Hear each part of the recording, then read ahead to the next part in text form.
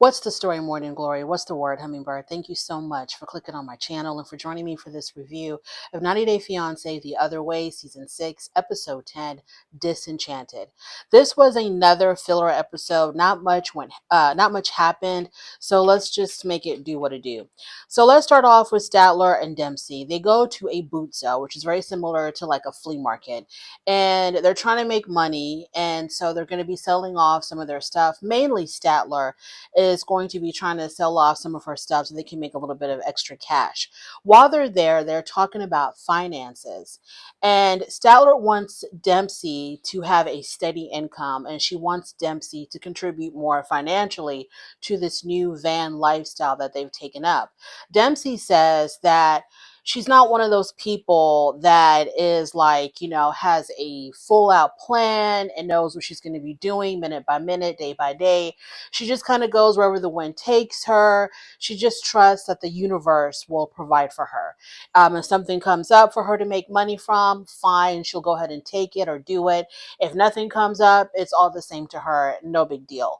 Whereas Statler is more of a warrior and more of a planner and needs to have something very concrete in place to figure out how they're going to be doing their day-to-day living. So she wants a financial plan. So she basically wants Statler to like give her this PowerPoint presentation for her next 5 years, her 5-year plan, so that she can feel a little bit more secure with Dempsey and living this type of lifestyle. But Statler's, she's more on the hippie side. She's a little bit more hippie-ish. And she's just like, you know what? I don't make plans. I take it day by day, minute by minute, and I'm not that worried about it.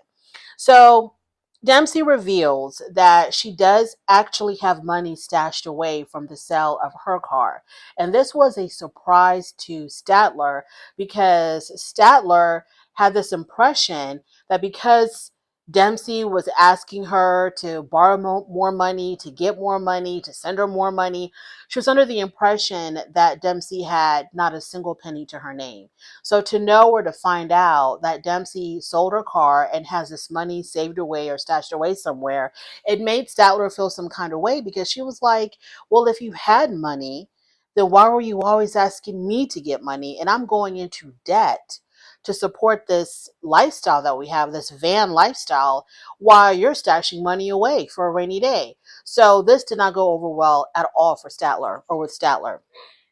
The next time that we see Statler and Dempsey, it's their third day on the road. They're on their way to France, and Statler is really upset. Okay, they're sitting in the van, or they're driving in the van, and Statler has her arms crossed, and you can tell that she's in a really foul mood. Okay, she's in one of her moods. So she's still upset about finding out that that Dempsey had money stashed away when she herself is going more and more into debt to support them.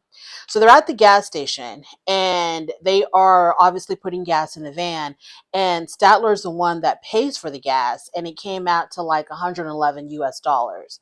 So Statler was really shocked and surprised that it cost that much, didn't expect it to cost that much.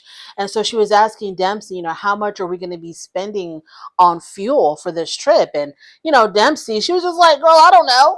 Whenever it's empty, we'll fill it back up. I don't know how much, it's all going to cost.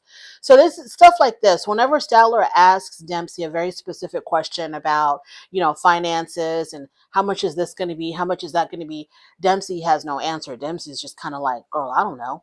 So Statler questions, why did Dempsey ask her to get an additional $6,000 if she had money from the sale of her car?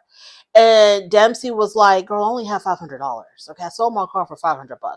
I don't have all this money stashed away. So then they talk about the confusion of how the van ended up in Statler's name. In Dempsey's name. And according to Dempsey, the reason why the van was in her name, even though Statler is the one I think that paid the majority of the cost for the van, is because according to Dempsey, she had tried to get Statler to do the paperwork to get the van in her name, but Statler was dragging her feet. So she went ahead and got the van in her name because also, according to Dempsey, Statler was in a rush to get started with this road trip through Europe. And because Statler wanted to get started right away and get on the road right away, Dempsey felt this pressure to hurry up and just put the van in her name. That's according to Dempsey. So she tells Statler, I did all of this because you were in such a rush. Now you're accusing me of trying to take advantage of you or trying to scam you, and that really hurts my feelings because of the fact that the van is in Dempsey's name. Statler told her, I could be using the bathroom somewhere and then I'll come out and you can be gone, and I have no recourse because this van is in your name. I can't report it stolen or anything because it's in your name, and you can leave me stranded in the middle of nowhere and I don't know how to get my way around Europe. And this is when Dempsey was like, I would never do that to you.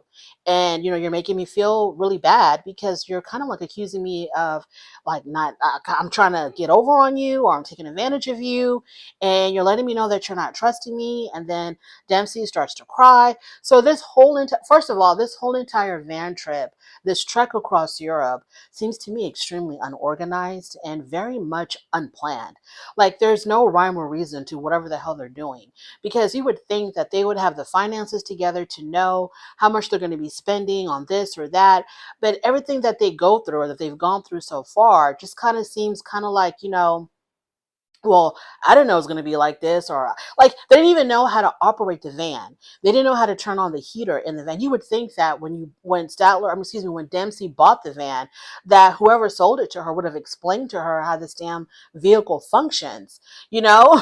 So everything about this whole entire road trip or whatever it is, it just seems really chaotic and disorganized. And I don't know if this is how Statler and Dempsey are, or if because Statler keeps telling us on TikTok that everything is manipulated, everything is scripted. The producers are controlling you like puppets. They've already have planned how your entire storyline is going to go from A to Z for the whole entire season. So I don't know if this is something that the producers have concocted to make them look like a couple of fools who don't know what the hell is going on.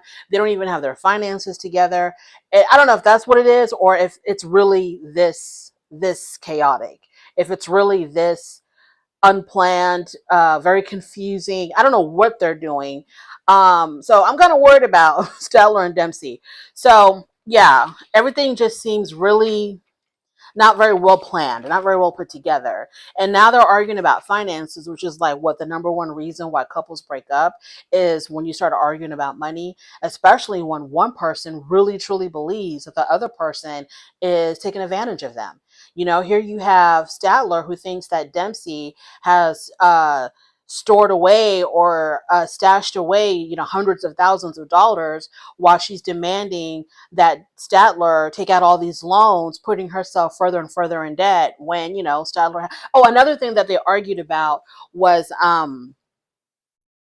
according to Dempsey, it was always Statler's plan to financially take care of both of them, because they showed a clip at last season's tell all where Statler had said to Sean, yeah, we're going to be planning this road trip across Europe and I'm going to be the one taking care of us. But she also did say temporarily, I'm going to be financially supporting us temporarily. I think she did say that. But according to Dempsey, she thinks that Statler had made this promise to her to take care of them financially indefinitely. And now Statler's like, I'm expecting you to contribute. I'm expecting you to help me out because I'm drowning in debt and it's just not fair. So that's Statler and Dempsey. Statler and Dempsey. Moving on to Josh and Lily. So Josh talks about their communication problem. So he's telling us this story about how while they're driving, whenever they're driving through the city or whatever, he'll see these flashes of light.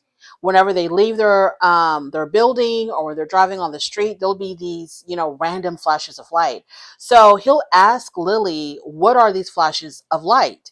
And Josh tells us that whenever he asks her this question, Lily just kind of brushes him off, like, yeah, yeah, yeah, yeah. It doesn't really explain what these flashes of lights are. So that's one example of their communication problem. And Josh just kind of, he says, it probably has a lot to do with the language. A lot of our communication problems comes from the fact that there's like something lost in translation whenever we speak to each other. John also talks about Lily's expectation of him contributing financially. So he's sick and tired of Lily constantly telling him, or not even telling him, because she's not really direct about it. She is very passive aggressive about it, right? She'll drop these hints that, he needs to contribute more, that she's the one taking care of him. She's the one that's paying for everything. And he's tired of it. He's sick and tired of it because he cannot work. Now, what I don't understand is, why would Lily make it such a big deal that he's not contributing financially when she would know that he can't contribute financially because he can't work right now? Um, Unless Lily thinks that he should have saved enough money so that during the time that he's not able to work, he's still contributing financially. I don't know if that's what's really bothering her. Like, maybe she's upset that he did not plan far ahead enough to save money so that when he came to China, that he would still be able to take care of her with the money that he saved. And maybe that's what's upsetting her, because she should know that he can't work. And if she knows that he can't work, why is she holding that against him? Why is she using that against him? So they talk about their problems. He brings up how he doesn't like it that she's constantly, putting it in his face that you're not helping. I'm the one taking care of you. And he also talks about the whole miscommunication thing with the flashes of light. Why didn't she explain to him what these flashes of lights were? So Lily says that she didn't understand what he was asking. She didn't know what the word flashes of light or flashlight meant. She didn't know what those words meant, and that's the reason why she didn't explain. But actually, she said that these are just, there's cameras all over the place, and these are cameras that are taking pictures of whatever the hell is going on, of your vehicle, coming and going, of whatever's going on in the streets, whatever, etc.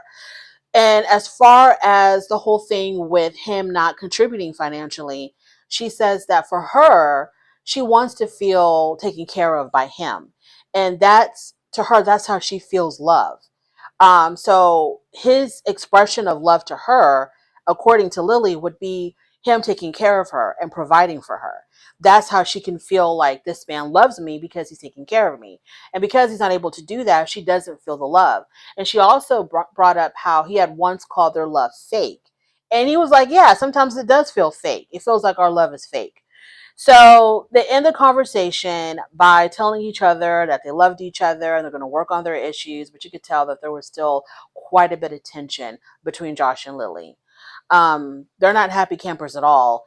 And I don't think that that conversation really solved much of anything. Moving on to Shekinah and Sarper. So Shekinah is still staying at the hotel. She tells us that Sarper has been sending her apology videos back to back to back. And she kind of gives clarification on exactly how their fight started. So they celebrate their birthday together, even though in actuality, I think their birthdays are in different months, different years, but falls on the same date, I think. And so I don't know how it is, but they celebrate their birthdays together. So when they had gone out to dinner with Sarper's family, Shekinah had told Sarper that after dinner, she was going to present him with his birthday gift when they got back to the apartment. I guess Sarper forgot to buy her a birthday gift. So that's when he tried to hurry up and get her this ugly vanity that she didn't want. And he was upset that she didn't want it. But in actuality, he probably just felt ashamed that he forgot to buy her a gift, and he was taking out that anger on her. He was projecting all of that anger on her. And so that's what started the fight. She didn't like the vanity. He got offended that she didn't like the vanity because he really felt bad that he forgot to buy her a well thought of gift. This was just some last minute mess that he was trying to present to her. And she saw right through it, but she really didn't care. She kind of even tells us, I really didn't even want a gift. It didn't even matter to me whether or not he bought me a present, but I wasn't going to accept an ugly last minute present. So that's what started the fight. And she said that even though he did not pull her extensions intentionally, her hair extensions did get pulled while he intentionally was trying to grab the phone from her. And she also talks about how she's been in an abusive relationship before. And so we've seen Sarper yank a damn lollipop out of her mouth, where he could have chipped her tooth. And we've seen him, grab this, she talks about how he grabbed this phone out of her hand. We didn't see that, but, she talks about that. We've seen these, and Sarper can get so angry that it kind of gets scary, because he's one of those people where when he gets angry, he gets quiet, and you know that he's about to do something really out of pocket. So I'm like, Shekinah, if you know all of this and you're seeing all of the signs that this guy is probably abusive, then why haven't you gotten a ticket back home yet? So she shows us the text messages that he's been sending her. And to me, those text messages from Sarper were very typical abuser type of messages where he's blaming her for his sanity. He's putting it all on her. He's making her responsible for how he feels about himself. Like he was saying things like, um, without you, I'm nobody. I hate myself when I'm not with you. Um, you make me sane. I like the version of myself when we're together. So putting this pressure on her, trying to manipulate her into staying by making her feel guilty that if she were to leave him, that he would completely lose his mind. And he would go back to hating himself and probably would do something to hurt himself. So very typical tricks that an abuser uses to manipulate their partner into not leaving them. Like, if anything happens to me, it's going to be your fault because you being in my life is what keeps me sane, what keeps me together. And so she shows us those text messages. It seems like she's been ignoring him and she's not responding to any of this. So hopefully the next time that we see Shekinah, she's going to be on a plane by herself back to the United States and far the hell away from him. She should not spend one additional minute in Turkey after what just happened. And then she really didn't explain. There's no reason for it. There's no justification, but she really didn't explain why he was grabbing the phone from her. She talked about how he was upset that she didn't like the vanity. She talked about how he accidentally snatched her extension out of her head, but she didn't say why he was grabbing the phone from, I'm thinking that to do with him, with his jealousy, him thinking that she was texting some dude, or him thinking that she was texting a friend or a relative about him, and it made him feel uncomfortable. But she didn't really explain, why was he grabbing the phone from her? Let's move on to Corona and Inky. So it's time for Inky to meet Corona's family. And before they do the video call, Corona is trying to prepare Inky for how her family is going to be. And Inky was like, I'm not even worried about it. I'm not stressed about it. I don't know why you feel like you have to prep me for meeting your family. And she's like, my family can be a little bit too much. They're really over the top. So I'm just kind of warning you and preparing you. She also reminds him that her mother is hearing impaired. So he has to really enunciate his words so that his mom could read his lips, so on and so forth. So they do the family, they do the introduction or the meeting, and it went fine. It was fine. Her family is very colorful. Her family is very entertaining, but they were not mean to him. They didn't grill him or anything like that. Her sister said, y'all look really good together. Her mother was like, you just, as long as you're there, make sure that you stay on track with your school because Corona has yet to apply to the midwife school. So her mom was like, okay, that's all good that you want to be with this man. You want to live in a whole other country, but don't lose track of your education. So, and the grandmother was in the background. I don't know if the grandmother was upset, but didn't really want to say anything, or if the grandmother was just chilling in the background. I don't really know, but it was a fine call. And at the end of the call, the family did remind Inky that Corona's there for a purpose and she's there for a commitment. So we're expecting to see a proposal, an engagement. We're expecting to hear wedding bells really soon. So yeah, let's not drag our feet on that. So her family made it very clear to him that this has to be something that's going to lead to something serious. And they even asked Inky, why haven't you ever been in a committed relationship before? And Inky was like, I don't know. But yeah, she does have the qualities that I look for in a woman. And he kind of left it at that. He really didn't expound anymore. And he also, did he say that he kind of liked, yeah, he did say, he said that he liked the single life. He liked being single. And that made Corona feel some kind of way because it was kind of like making it seem like he had no intentions of marrying her. Now, I have questions for Corona. And one of those questions is, was there ever a conversation of what y'all expected from each other? For you to move to Iceland, okay, basically to the edge of the world, and to give up your place in your prestigious school that you got accepted in, when you decided to leave everything behind and go live in Iceland with this, was there a conversation, Corona, of getting married? Did you tell this man, did y'all talk about, yes, I'm going to move to Iceland and we're going to get married. And once we get married, ABCD. Yes, you are on a show called 90 Day Fiance The Other Way. So I'm assuming that You're going to be applying for a spousal visa or something. Like, I'm not understanding why y'all are on completely different pages, not completely different books, completely different libraries. I don't understand that. He thinks that, he doesn't want to get married. He doesn't want to have any kids. Here you are banking everything on him marrying you, seeing yourself having his children, feeling really good that his parents don't have a problem with Inky having biracial children. You're already like there, wife mode, mother mode, and he's still in his yeah, I'm not really thinking about marriage. Yeah, I'm not really thinking about kids. Like, what conversations did y'all have with each other before you moved to Iceland? And he even tells her that a lot of his friends have been together with their partners for like 8, 9 years, and they're not engaged, and they're not married, and they're happy. So, Corona, I don't understand how you moved for this man, but y'all never had a conversation about y'all's future, the future of y'all's relationship. I'm very confused about that. It's like you just basically moved to go live with him, hoping and praying that he was going to propose to you, but never having that conversation of y'all getting married, which I would never do. First of all, you shouldn't have moved without a proposal. He should have already proposed to you, even if it was through a video call. He should have already. You've been to Iceland enough where he could have proposed to you if he really wanted to marry you. Inky is giving all the signs that he's just not interested. So the 1 or 2 trips that you took to Iceland, he could have proposed there. He could have proposed to you over a video call, a FaceTime call, or whatever you want to call it. He could have proposed to you then. He could have given you some concrete indication that, yes, I want to marry you. Come live come live in Iceland with me so we can start this life together as husband and wife.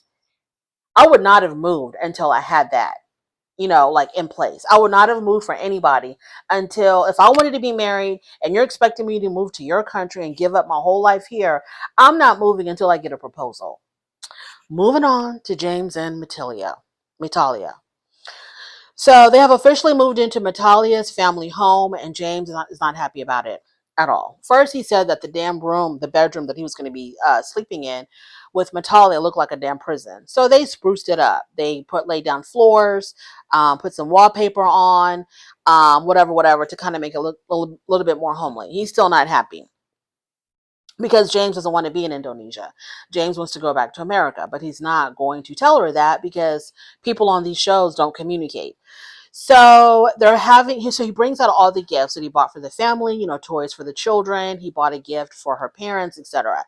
So as he's passing out all the presents to everybody, Natalia's parents keep bringing up children, and they are not subtle about it at all. Okay, her parents are not subtle. They're very direct. They're very repetitive. They're very overbearing when it comes to James and Natalia having children. They're not going to let up. And James says he's used to it. He goes, ever since he's been with Natalia, her parents have constantly brought up over and over again how they're expecting grandkids from James and Natalia. Natalia tells us in her confessional that she already knows. Somebody told her. I think was it his sister or sister-in-law? Somebody already told her that James really doesn't plan on having kids. And so she was like, it was really hurtful to hear that because it's really important for her parents that she has children and she wants children.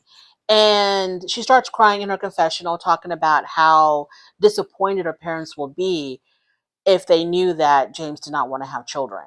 And so once again, I'm very confused. Like, has this not been a conversation? I think it has been a conversation, but I think James has been misleading her.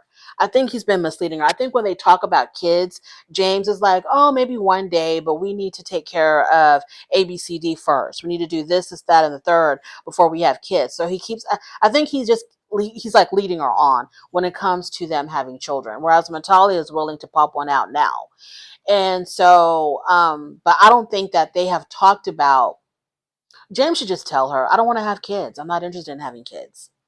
That's not my future. It's not my plan. That's not my ministry. So just tell her up front that you don't want children. Um, and if you're not sure about having kids, then tell her, what do you need to see happen before you can make up your mind, before you can be sure about having children. Let her know, hey, I don't want kids right now, but let's try to have them in 2 years. I don't want kids right now, but let's get this banana chip business going before we start trying for a baby.